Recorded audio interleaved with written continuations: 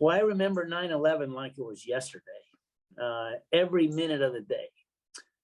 In Washington, my wife and I live pretty close to the Pentagon, and so I go by there every day going to work. And that particular morning, I'm not used to traffic being from Michigan, so I look for every shortcut that I can find, and I have to cross a bridge. And that day, I figured out this was before waves, before all the different things that you can connect. But I went through the Pentagon parking lot. That was one of my shortcuts. So I literally was through there that morning on the way to a conference on 911, the phone call, 911, we got an emergency. I was chairman of the telecommunications subcommittee, and we were really pushing this new technology that everyone in America could connect. And I walked into my office in Rayburn, and I scooted over to the Hart building where I was going to be with a couple of senators, and we were on a little platform. We talked about some things that we had to do to convert our broadcasters from analog to digital, that it would allow this new technology then to really work.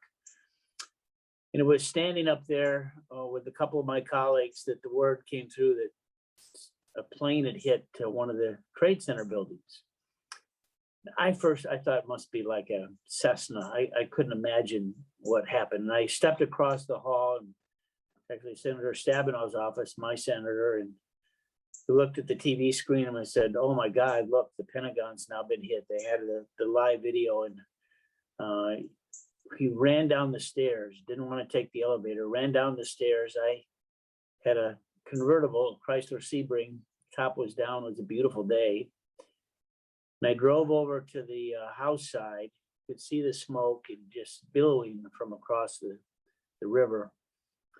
And I had the radio on. Locally, it's WTOP is the local news all channel in DC. And I parked right across the street from the Capitol Hill Club with my top down, and my car was swarmed with people coming up from the subway, wanting to know what happened, knowing that I was there. Car was parked, everyone was listening to the radio, and cell phones didn't work. Everything that overloaded the system. You couldn't really text then. And so I just sat there for a couple of minutes wondering what I should do. And ultimately I drove home. I took a long way around to my house, literally, again, a mile away from the Pentagon. There was charred stuff in the air. People were walking, from the airport still carrying their bags. I mean, this is, 2 miles probably from the airport down the sidewalk going home. Everything was shut down. My wife they thought I was dead. They couldn't reach me. Cell phones didn't work, and they didn't hear from me. My kids were in school. They heard the windows not shatter, but shake when the plane hit, because they heard the explosion when it hit the Pentagon. And I actually had one of my staff, he actually saw the plane hit that morning. He was on 395 coming into the city. He didn't come back to work. I never saw him again. He couldn't take it. So we got the word, we watched what was happening. And I got a call from the speaker's office, and they wanted, if we could make it back, they wanted to do a picture on the steps just to show we were strong. So I got in my car, and I drove back through. The smoke was, literally, again, I went right by the Pentagon. I saw a gaping hole that for months later had a giant American flag covering the hole. As it turned out, so I was in the plane itself hit directly one of the generals who I grew up with in St. Joe, Michigan. Literally, his parents lived down the street from where I am right now. Thank goodness he wasn't there, but his staff was. General Van.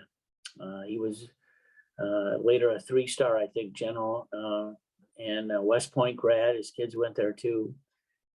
And he tells the story of his staff and maybe some of the survivors, but knowing that the number of his staff were killed that day. I was at the Pentagon the next day looking at the still smoking ruins. I remember seeing some of the plane parts that were there. I think I saw some of the fuselage and the wheels. A couple of days later, I led a delegation of my subcommittee members, Republicans and Democrats. We had 5 or 6 members, and we went up to the World Trade Center. We were allowed access to the grounds itself. Had a tour. I mean, we came this close to having the whole stock market absolutely collapse in terms of the technology and all the information sharing that they have to do stock transactions. Still, it was hoping to find some survivors. There was a thick dust on everything. We talked to the first responders. The police officers are just exhausted. And of course, we walked literally among the ruins that were there. It was just experience that you never forget. I had never been to the World Trade Center, coming from Michigan. I'm a Midwest guy. Been to New York, I think at that time, maybe only 4 or 5 times in my life. But it was, we lost a constituent actually that I knew. He was the valedictorian at a local high school. He was working in one of the towers. His mom was a kindergarten teacher, and she did a book. Written by all of her kindergartners, of which the proceeds were given to help Afghan refugees and orphans. I later presented that book to President Bush. But it was something else of a day, and I can remember virtually every second, from sitting in my car to driving through the traffic home and then driving back to the hill, seeing what went on.